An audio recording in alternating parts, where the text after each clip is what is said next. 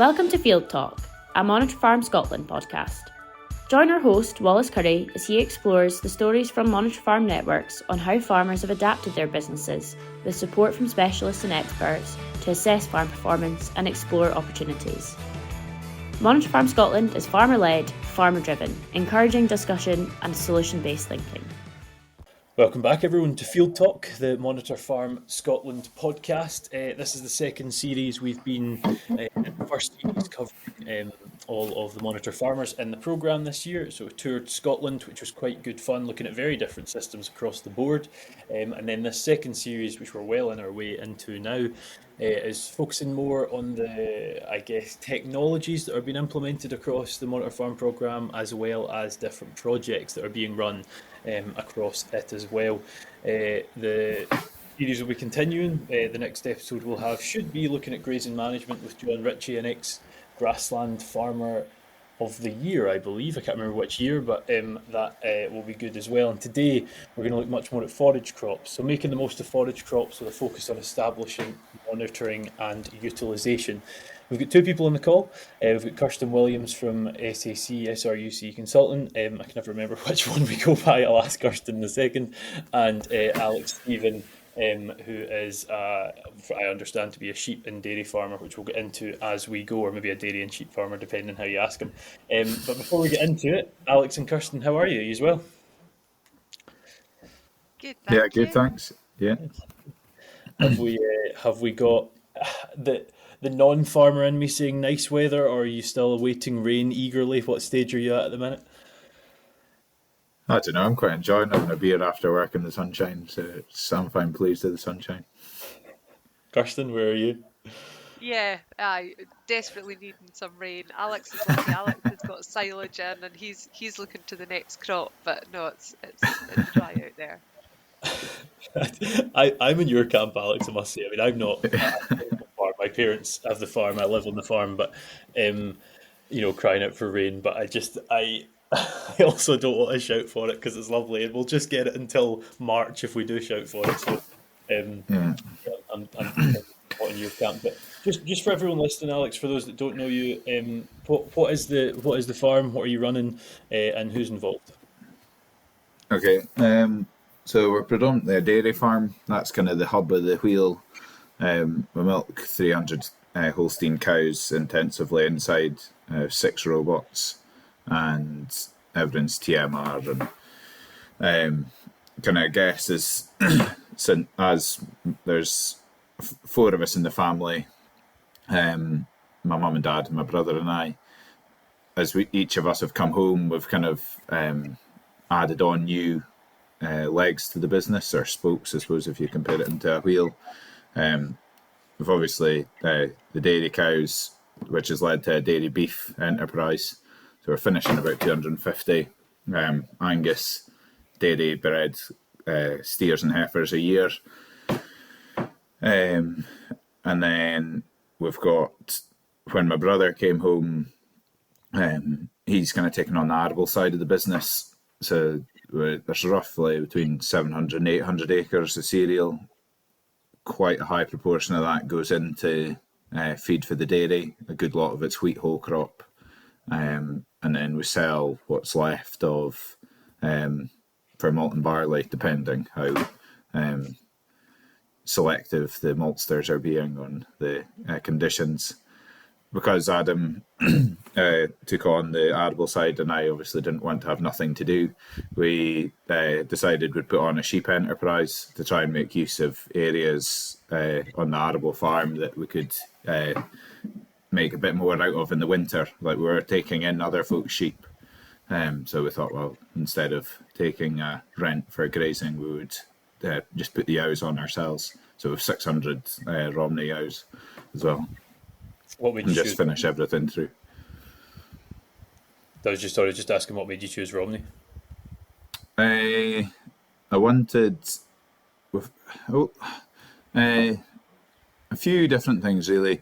We learned a lot about biosecurity with the dairy, because when we moved to this farm that we're on just now, in 2003, and we upscaled quite quickly, which required us to buy a lot of replacements out of the continent.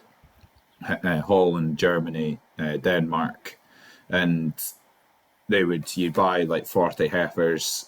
They weren't all off the same place, and you were finding bother with disease. But we actually got IBR out of it spread into our own herd from imports from Holland. So I think from that point on, but weren't in a position to breed our own. So when we started, a kind of clean sheet of paper looking at how we're going to set up and breed a new flock, we thought, well, one of the first things is we want to be a closed flock, want the control of not having to go to the market in the autumn and pay however the market is in terms of the rate of buying your replacements. If you're breeding your own, you know you've got a control on the cost of how much it's cost you to get the replacement there, and hopefully you should be breeding animals that are used to your farm and are of good health. So then that kind of narrowed it down to being a purebred. I couldn't get enough, and then I wanted to lamb outside because of the dairy's intensive. I didn't want this enterprise to suck up a heap of labour, so we thought it was kind of between like your Highlander, Clin, Romney kind of extensive breeds, and because blackies would be there, the farm would be too kind for having blackies or Cheviots. So that was kind of how we landed down the route. And every year I still question if it was the right breed to go for, but I'm still putting the Romney tuck back in. So they're not fancy.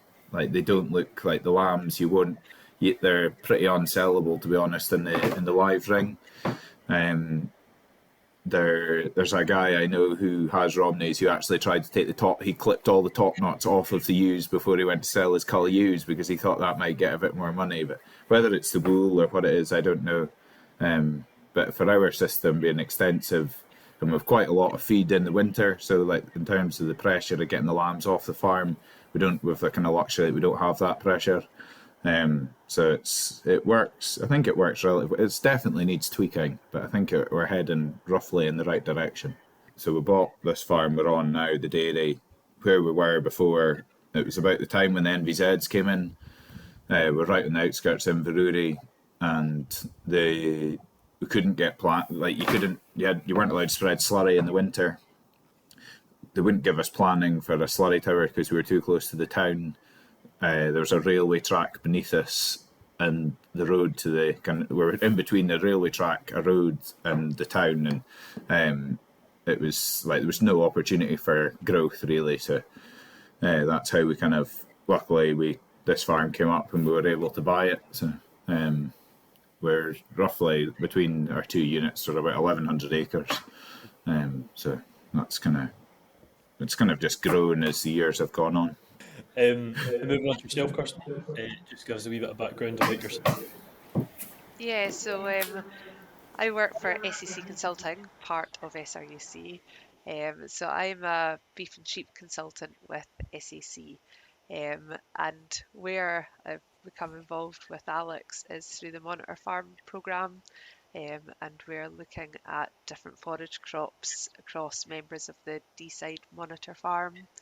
I'm a bit of a forage crop enthusiast, grow them myself on our own farm, and just see such massive potential for them and how they can fit within livestock systems in Scotland. So the focus is forage crops, but when you look at this project in general, you're working across 4 farms: Alex, Jonathan, Robert, and Duncan, I think it is. Is that right? Have I got that correct? Yes, the 4 farms. Alex is the most southerly farm. The rest of them kind of sit within Deeside. The 4 farms are quite different. Alex has obviously got the dairy system in there as well, and the sheep, whereas the other 3 are more kind of based on cattle. Different crops grown. I think between the 4 of them, there's 10 crops in total that we've kind of monitored and kept an eye on. And it's been quite difficult actually comparing the crops because there's so many different things going on, different altitudes, different soil types, different stock that they're getting fed to. So yeah, between the four of them, there's about the 10 different crops. And have you got, having worked with us at home, as you say, Kirsten, I assume a bit in the day job as well, and also apologise, I said SRUC, I couldn't remember if it changed or not, SAC. Have you got an idea looking forward that you're expecting to find from this project, or are you pretty open to what you might find across the 4 places? Do you know where naively where I really had the vision of going was that there's going to be one crop that really stands out, and it's going to be the ultimate crop for this situation is this crop. But it's just not. It's just not. And we've followed the crops all through the year. There has been some highs and lows with crops. Even Alex, you've had some highs and lows with crops, and it's been a really funny year because we really looked at this after winter 23-24 was so wet. There was, I don't know, was there 8 or 10 named storms within the 23-24 winter? It was, if any winter was going to challenge outwintering systems, it was going to be the 23-24. And we when we designed the project, we really called it maximising the potential of fodder crops in a challenging climate. But this winter that we followed has been a winter of dreams, isn't it? And Deeside is so well known for it's a droughty area. It's not got great soils, but it's been brilliant for outwintering for this year. So it's not really given us the climatic conditions that we were ideally looking for. But on the other side, it's been a brilliant winter for outwintering as well. So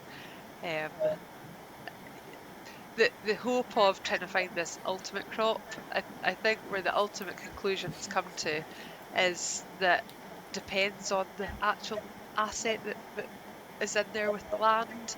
You know, like we've got, well, Alex has grown 2 very different crops in a catch crop stubble neep and a large yielding fodder beet. So the establishment costs for the 2 of them are very, very different. The nutrition that you get off them are very, very different. So we've kind of looked at all the different crops, the cost to produce them. We've analysed the crops, so we know their energy, the dry matter, we've yielded them, and they actually come out really, really quite comparable.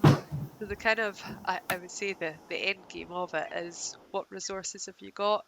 If you're tight for land, then the really high yielding crops fit really well, whereas if you've got scope, then the likes of the deferred grazing and the more extensive types of methods of outwintering work better.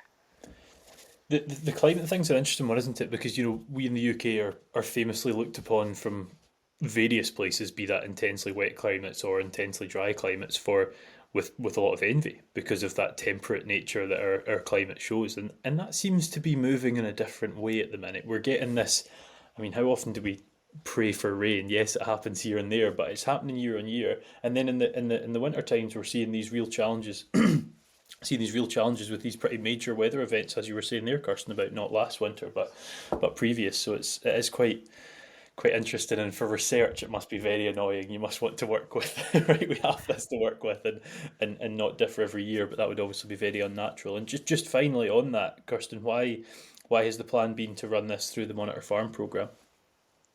Yeah, so really the Deeside Monitor Farm has a lot of people in it that do outwintering and have got some really good experience of outwintering. So we thought it would be a really nice project to be able to look into some what both Duncan, the Monitor Farm, and then some of the management group are doing. And because they are so different, Deeside's a bit of a special type of soil that there's not many other soils that are as fragile, I guess. And it was just, yeah, it was a good way to be able to look at various different farms and try and come up with this, what is the ultimate, where the answer is there is no ultimate. Well, I think that's the thing, it's that ongoing research, isn't it? And seeing what's, you're never going to have a set answer to it, because that wouldn't be agriculture, I think it'd be fair to say. Alex, looking at your system, I think you've got fodder beet for yows, brassicas for lambs, and I can't remember exactly what you had for the dairy crosses. What are you running? Why did you choose those crops for those stock? So the stubble neeps, we've been growing stubble neeps a pretty long time. I would have thought probably 15 to 20 years we've been growing stubble neeps.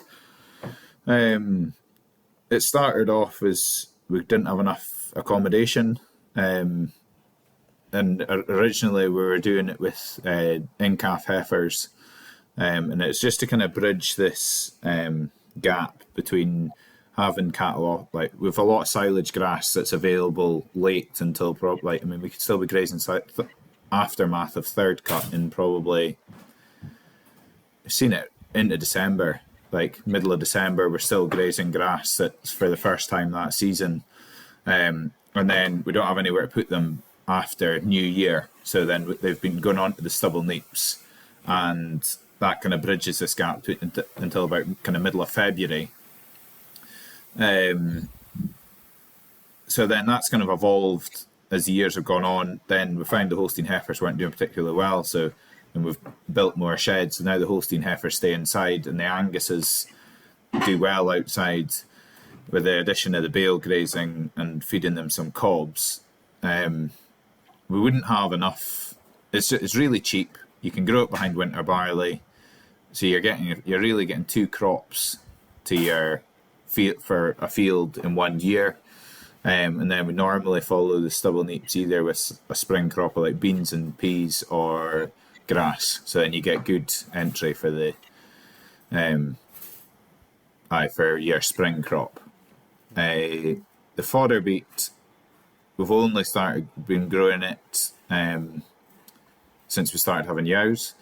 So this will be coming up our 5th year of growing beet. Wanted a crop that would be a complete diet for the ewes. I wanted to keep the costs low, so the ewes don't get any concentrate at all other than buckets. And even of them, I don't introduce the buckets to them until probably, we put the buckets out to them when they're on the beet. They get a mineral bolus, so I didn't want to make it complicated or expensive. I think you lose control as soon as you start trying to buy stuff off farm, and the fodder beet seemed to be an all-rounder that could fill that kind of criteria. Yeah. They don't get in. This past year has been our best year of growing beet. They managed to keep the leaf pretty well, and the beet was of a good yield. So like this, we had probably it'd have been about 500 ewes and ewe lambs, I should say, on 6.5 hectares, and that went from basically January through till about the 15th of April before we started lambing. So it's really, really high, and none of those sheep other than the buckets and a little bit of molasses for ewes that I was worried about with twin lamb. They got hay, and that was it. No silage, no cobs, and it's worked well. We've introduced running them back, like we follow the fodder beets coming out of grass. So we've started like splitting the field so that when you're grazing the fodder beet, you're grazing the next year's grass, the next year's ground, which is going into fodder beet. So that means the ewes they're almost getting deferred grass, which has given them a bit more protein. This will be the 2nd year we've done that, and I think that's definitely, we're seeing benefits of doing that. It's like I think it was like 11.5, 12 ME, wasn't it? It was like it was. So, but it's not a lot of it. Like it's only probably maybe like 1.5 2 inch of grass, but it's just kind of all adds to this system of, I think because we've been very fortunate in that I've just started a new system. Like we've said, right, we want to have a sheep system, how are we going to do it? And it was like, want them to lamb outside, unassisted, want it to be cheap or low cost, but I still want, and they have to be getting a lamb and a half. Like they need to be, so like that was my kind of 3 main criteria. So like in terms of the wintering thing, it's just we're making use of stuff that's there and trying to kind of fit this. There's no kind of, I think I'm happy in the direction that it's moving. In terms of the lambing outside unassisted, I do honestly think you'll struggle to find a better yow for mothering ability than a Romney. Like of the sheep that I've worked with, they just seem they're unbelievable. Like that you've used with triplets, and they're like lambing outside, and the lambs will be up and sucking, and it's grand. There's obviously the weather has an unbelievable factor to play in it. But I think this year I've got a shed that I set up, and there'll be 30 pens, and I only ever had what's that? I would have had the most that I had in at one time was 12 pens. I only ever used 12 of the 30 pens. And that's obviously, and the rest that's out of like would have been about 580 by the time we took off the empty ones of scanning. So, well, I don't have time to be honest. Like it's like with the dairies, like the dairy, they couldn't be polar opposite ends of the spectrum in terms of system. The dairy is so labour intensive. Like I'm milking, like I do the relief milking every second weekend. So like that, obviously that doesn't change through lambing time. So like they need to survive by themselves. Like I don't like. There wasn't. What would be the point in taking on this extra enterprise and then employ a shepherd? Like that defeats the purpose of having the enterprise. So like that is my main focus, is to make sure. But you can't compromise on production. They still need to be profitable. But I think through culling and like poor condition, getting rid of poor condition ewes, getting rid of ewes with sore feet, ear notch and poor performing ewes. I think it's like you're trying to breed from the best performers. Yeah. With the cattle, it's funny actually, because it's been really good until we did the Forage project and I was telling people it was good, and then this last bunch of cattle haven't done quite as well. But I would have said on the whole they're probably like between 10 and 20 kilos heavier. Would have been struggling for 300 kilos before. Now we would comfortably be about 315, 320. So I think it's definitely, you're putting on lean growth. This year's been really good. They did well outside. I think from memory they were close to a kilo, weren't they, Kirsten? On their growth outside, that's miles. I wouldn't be sitting here and saying outwinter cattle and you get a kilo of growth, because like that's by far the best we've had in all the years we've been doing it.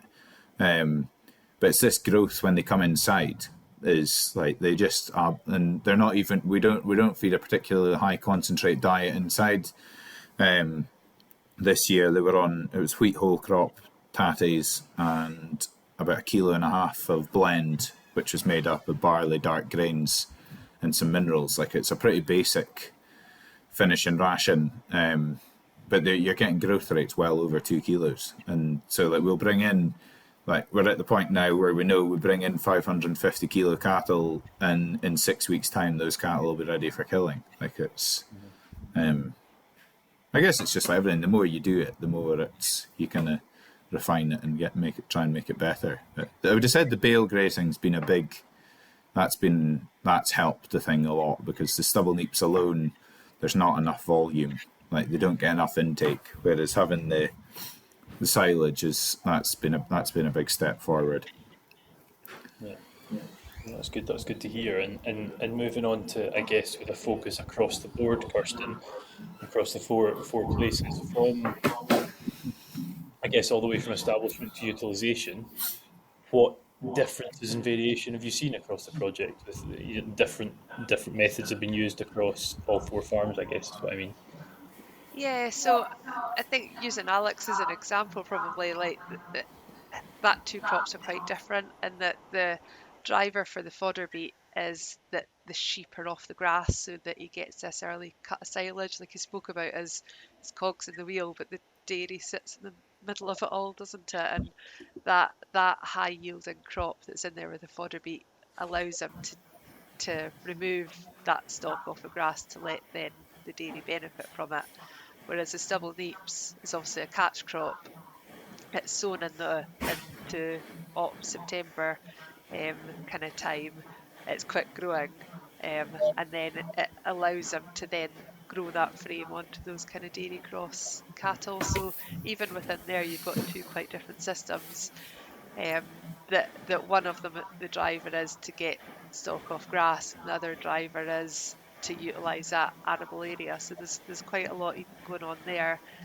Then Duncan, he had done deferred grazing, where he cut hay, Highland Showtime in June, sat it out in the field, and then he's moved his cattle through the winter and the run up to all through the winter to then end up at the end of it by calving time. And he's working on he's unrolling the bales and moving the fence so that they can graze the deferred grass, plus they've got access to the hay that he's rolling out as well. There's been kale crops, there's been mixed brassica crops.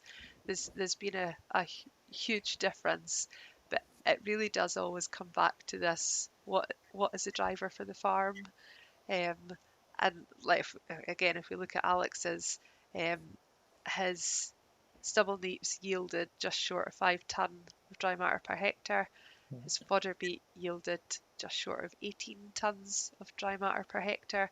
So you can see the difference in bulk between the two different crops. But then when we look at the cost per kilo of dry matter, when we look at the seed cost, the fertiliser cost, the stubble neep cost was very, very low. It's a catch crop. They both came out as exactly the same cost per kilo of dry matter of 2 pence. But it's the yield has been generated because of the cost that's gone into them. We look at the energy and protein again, it doesn't come out that far different. But then it's also looking at, for those that have grazed their dry cows, say deferred grazing or kale, their nutritional requirements aren't as high as that yow as she is pre-lambing. So again, it's having the right crop, plus thinking about what resources you have and what the driver for growing it is. So I would say the 4 of them are very different, obviously. But it's quite nice when we look at the likes of Johnny. He had cattle on both fodder beet and on neeps. So the traditional sweet crop obviously didn't yield as high as the fodder beet did. So there's obviously less animals in one than the other. So it's interesting to follow through. Alex had both yows and yow lambs on the fodder beet. You did some at lambing time, Alex. You did a little bit of just checking the colostrum, didn't you, just to make sure that it looked like it was where we needed it to be. So 26 is a kind of golden number when you're using a refractometer, and both the yow lambs and the yows were looking like everything was met. You were happy with the milk. You were up in that. You were up higher than the 26 too. Yeah. Yeah, I think some of them are heading for 30. I think it's a really good. I mean, it's you kind of look at. I kind of try and think of ways that you can measure. You look on. There'll be things there'll be academic papers or online that say like the requirements of ewes or cows or whatever it is that you're in the run up to calving or lambing. But I like being able to look at when you get to calving at a point and think, right, have I ticked all the boxes nutritionally? Have we looked after those animals in a way that they've been able to carry out their job well? Especially when I'm looking at getting rid of poor performers, you need to make sure there's no fault on your side. And so measuring colostrum quality, you can buy a refractometer off Amazon. It's 15 to 25 quid. And to me, if your ewes are if they're in the right body condition at lambing, and your colostrum is in good quality, then you know that you've ticked all the boxes. Everything has been put in place correctly for that sheep to go on and do its job. If the colostrum's poor, then you think, right, well, what have I not done nutritionally that's letting these animals down? So it's obviously not fair to select poor performers out of well, you could argue that the ones that are really good should still do well in poor performing conditions. But you know what I mean? It's I think the colostrum's a really good measure of knowing if you've fulfilled the nutritional requirement of the animal. Kirsten alluded to not previous winter, but the one before being a pretty tricky winter to work with. What are the challenges of this project that you've found, Alex? And then I'll also ask Kirsten across the board as well. I don't think the project itself's brought any challenges. In terms of outwintering, I think, you get no 2 years the same, but I think establishment time, in our experience, like when you're sowing the crop, is that it's probably the most important thing. We've made some years we've made a complete mess of it. One way or another, stuff's been late sown, whether that's weather or I got married one year that had a big delay on our fodder beet. But then once it's behind, it never catches up. Like the year that we were really late with the fodder beet, we had a heap of lean yows after weaning. I put that purely down to the fact the fodder beet wasn't sown at the right time. It's the same with the stubble neeps. Like we would, if we can, you basically want to treat stubble neeps like oilseed rape. So like the sooner it's in, like second week of August is like probably, I would have said, your cut off of when we would aim to have them sown by. Like you want them in early, so they've got plenty of heat in that kind of back end to get growing. And so I'd have said that's the biggest factor, because that sets up what the amount of feed that you've got to work with, whether it's rubbish weather or anything else. If the feed's there, then at least you know you've got some kind of security. The weather's the next biggest thing. The weather's just, well, you can't do anything about it. You just have to get on with it. Last year, or was it 2 years ago, the year with all that rain, and it was, oh my God, it was just soul destroying. Like you were rolling the rings over the bale graze and there's like water running down the inside of your sleeves. It was just hell the whole blooming time they were on it. But it's funny, and I've told this story a few times, but there was this field that we're in was basically waterlogged from side to side, and I was shifting the fence one day, and there was this Angus steer, and it was stood up to its belly in water in this puddle. Like it was just like, it looked like the song, and it was chewing a neep, like it was kind of juggling this neep in its mouth, and the neep fell out of its mouth and splashed into the puddle. And I stood and watched it, and the beast looked down at the puddle, stuck its head under the water, and came back out with the neep. And I think that was like, it's obvious, but it's all temporary. Like it's, and in our situation, we don't have room to bring the cattle in. At the end of the day, did the cattle actually do any worse because of the weather? I'm not sure. It just was really unpleasant for us. I'm not sure that the cattle, I think they recovered from it. It's just one of these things. I think once you decide you're going to do it, you can't, as soon as it's poor weather, you can't just think, oh, I'm just going to bring them in. But it's, I would have said, but at least if you, like I say, if you start off and you have a decent wedge of feed, then you've got something to work with. So I would have said for anybody thinking about sowing forage crops, it's getting the stuff in at the right time is the most important factor. How would I say this? As the project as a whole, I guess. There's 4 people and yourself, and I assume much more sort of on the sidelines as well involved in this. Do you often run these projects sort of peer-to-peer based? Is there a lot of benefits to that? Is there challenges of that? How does that sort of pan itself out? I think the biggest challenge is probably if there's crop failure. You know, you're following this crop through the year, and if something happens to that crop, then you've lost a year's worth of data, haven't you? And we spoke about the change in climate, and I think that's a really big risk to us. Last year when these crops went in, a lot of them actually went in quite late. I think your fodder beet was in late last year because it was just that slow, cold, wet spring. I remember lambing time was pretty wet, so there was quite a lot of late crops went in, and then you've got the ever challenging climatic problems, like flea beetle, for instance, love the dry weather. They love this for any crops that are through. And what else gets thrown at them? We had one crop of fodder beet, and it was hit with aphids, so the leaves died back.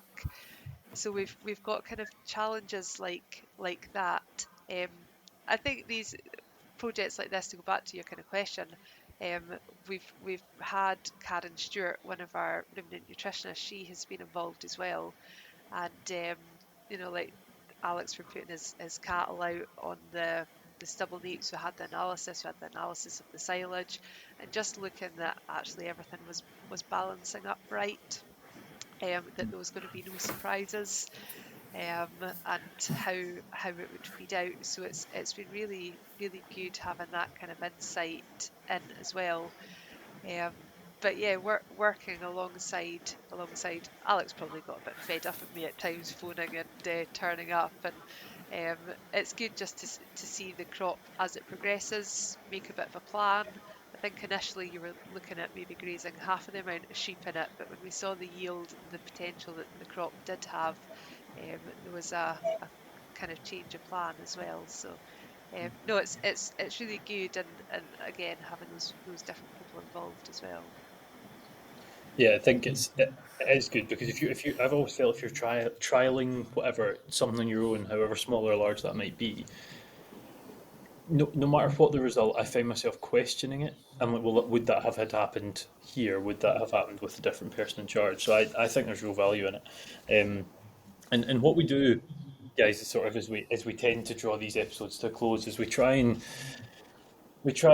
look forward. We try and maybe give advice to someone listening that's considering it. So if you were to look at this, Kirsten, and see what we've done so far, and look to doing it again, or not the same thing again, but look to do a similar trial in the future, what would you change? Would it be done similarly, or what would you look at implementing?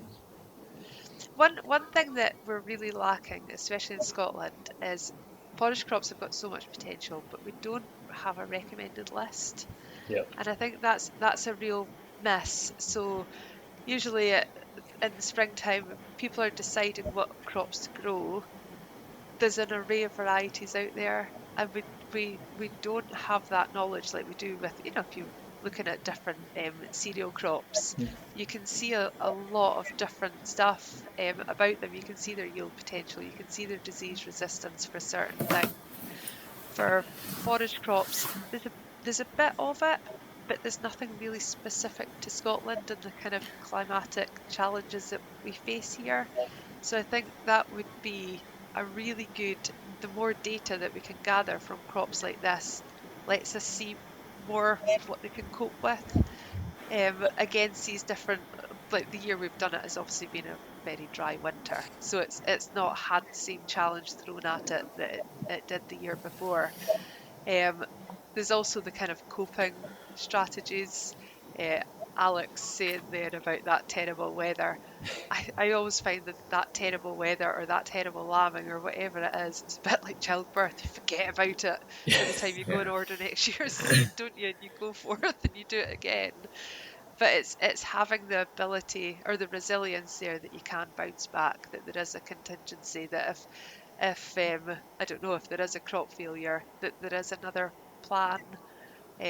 With forage crops, we are reliant on, we've invested in that is our winter forage, that we do have an actual backup, that if something does go wrong, if the weather changes, have we thought about where the shelter is in that field, and all those different things. So I think we've been lucky in the year that we've had to follow these, but I think it'd be great to build on the data set that we've kind of established.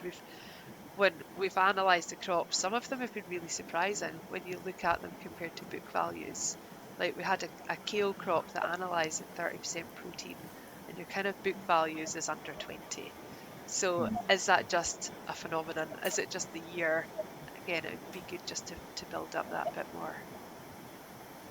Is creating a recommended list is that a thing you can do? I mean, apart from I used to love reading the cereals and oilseeds like a complete nerd when I was a student. Um, I don't really know what's involved in creating them. Is that something that SAC can do? What is that process like? There's a good question. I think you'd have to have different sites. You'd need to have numerous sites. Obviously, what we have in the northeast compared to what happens in the southwest climatically is quite different. So I think you'd need to have various sites. But I think possibly within the Monitor Farm programme with the 9 farms, there could be quite a nice data set built up within there even. Yeah, and I think I'm right in saying this, Kirsten, and correct me if I'm wrong. I think you're working on a report at the minute, looking around this topic. So, if there's someone listening, we get quite a few listeners now, which is good. If there's someone listening that's thinking, "Oh, do you know what? We don't do this," and maybe we want to pursue that and have a go at it. What would be a good way to start? If you were giving advice to someone kicking off. Yeah, so first of all, it's looking at your land and your resources. How does it fit in with the system? What is the driver? Like, what is the driver for looking at it? What are the animals and what's their requirements? And when is the feed needed? I would say would be the first things. And then start to look at the potential sites, shelter, water, protecting water. Can animals get out of the weather if weather is a problem, and look at free draining sites. So it's really looking at what the animals need, but then what your land can cope with as well. Yeah, for sure, for sure. And I guess something similar from yourself, Alex. It's interesting to hear sort of Kirsten's perspective from a consultancy perspective. If I was to ask you the same question you'd mentioned earlier about getting sowing date right, is there any other advice you'd give to someone kicking off trying forage crops, or is that your main advice? Yeah, probably. I think kind of Kirsty hit it kind of pretty well on the head. It's like you need to decide what it is that you want the crop to do, and then you just so like say you've got a gap that you want to fill, and then you think, right, well, for that gap and that stage of animal, what kind of crop fits best? And to me as a farmer, that's where the advice falls down. I